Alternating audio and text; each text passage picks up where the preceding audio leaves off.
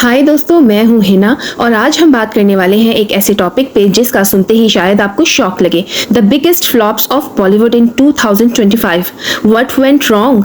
जी हाँ, इस साल बॉलीवुड ने कुछ बड़ी धमाकेदार स्टार स्टडेड फिल्म्स दी, लेकिन साथ ही कुछ ऐसी फिल्म्स भी जिनकी एक्सपेक्टेशंस स्काई हाई थी, लेकिन रिजल्ट जीरो निकला। मतलब ट्रेलर देखकर लगा ब्लॉकबस्टर आने वाली है, लेकिन थिएटर से निकलते वक्त ऑडियंस बस इतना कह रही थी, ये क्या था।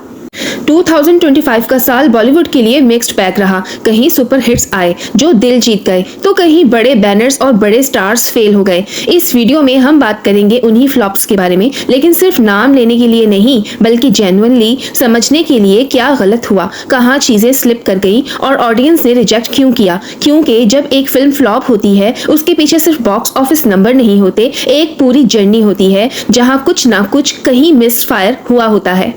सबसे पहले बात करते हैं 2025 के बॉलीवुड मूड की। इस साल ऑडियंस का टेस्ट क्लियरली चेंज हुआ है। People are smarter now. OTT ने एक्सपोजर बढ़ा दिया है। स्टोरी टेलिंग में रियलिज्म चाहिए, इमोशन जेन्युइन लगना चाहिए और सबसे इम्पोर्टेंट स्टोरी में लॉजिक हो। ऑडियंस को सिर्फ ग्लैमर और हीरो एंट्री से इम्प्रेस करना अब पॉसिबल नहीं रहा, लेकिन लगता है कुछ फिल्म मेकर्स अभी भी 2010s के फॉर्मूला में फंसे हुए हैं। बिग बजट्स, बिग नेम्स, लेकिन हार्ट मिसिंग। आपको याद होगा कुछ बड़े प्रोजेक्ट्स जिनका बजट 200 to 300 करोड़ तक गया। Promotions all over social media, city tours, interviews, reels और फैन इवेंट्स, सब हाइप बिल्ड करते रहे। लेकिन जब फिल्म रिलीज हुई तो एक ही बात ट्रेंडिंग हुई, डिसअपॉइंटमेंट। क्यों?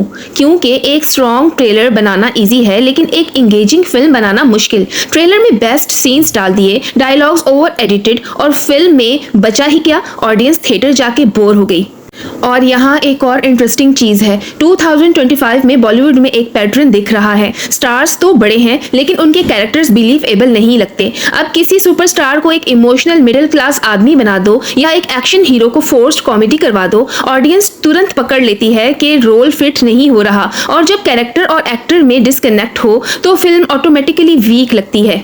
अब आते हैं स्टोरी पे, जो सबसे इंपॉर्टेंट चीज है और आयरनिकली सबसे इग्नोर्ड भी। इस साल के कई फ्लॉप्स में स्टोरी या तो बोरोड थी या कंफ्यूज्ड। कहीं रीमेक का रीमेक बना दिया गया, कहीं स्टोरी इतनी प्रिडिक्टेबल थी कि फर्स्ट हाफ के बाद ही क्लाइमेक्स समझ आ गया।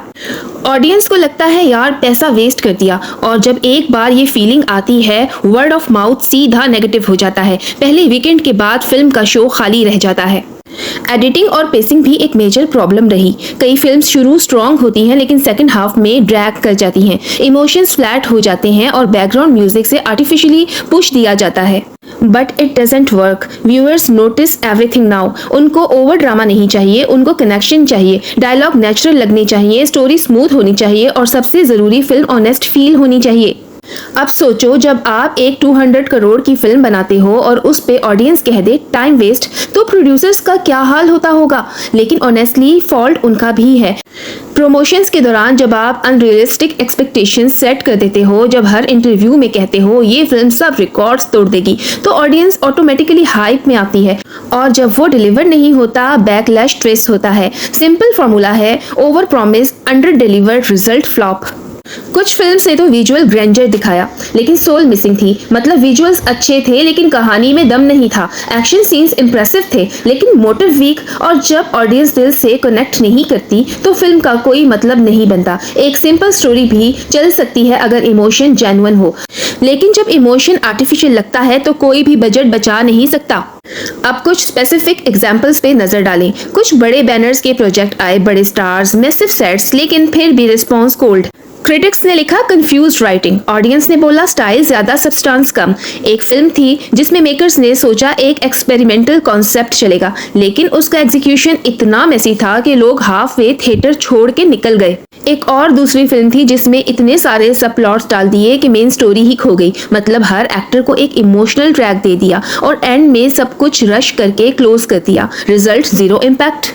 अब ये सब देखकर लगता है कि 2025 ने एक क्लियर मैसेज दिया है, बॉलीवुड को इवॉल्व करना ही पड़ेगा। स्टार पावर और मार्केटिंग अब सक्सेस गारंटी नहीं है। पब्लिक को कंटेंट चाहिए, फ्रेश स्टोरीज, रिलेटेबल कैरेक्टर्स और सॉलिड डायरेक्शन। जैसे साउथ फिल्म्स और OTT ओरिजिनल्स कर रहे हैं, वैसे ही डेप्थ बॉलीवुड में वापस लानी होगी, वरना फ्लॉप लिस्ट हर साल लंबी होती जाएगी।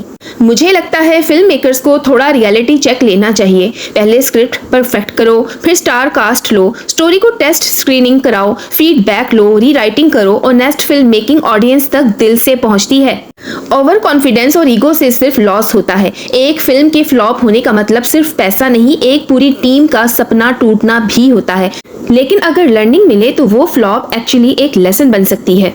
वैसे सच कहूँ, ऑडियंस का भी रोल छुपा नहीं है। कभी कभी हम भी हाइप में आके फिल्म को एक्सपेक्टेशंस के पेडिस्टल पे चढ़ा देते हैं और जब वो डिलीवर नहीं करती तो हम पूरा ट्रोल मेड ऑन कर देते हैं। थोड़ा पेशेंस और कंस्ट्रक्टिव फीडबैक देना जरूरी है। जब हम जेन्युइनली बोलते हैं स्टोरी वीक थी या डायरेक्शन कंफ्यूज था, तो फिल्म मेकर्स को भी समझ आता है कि किस एरिया में काम करना चाहिए।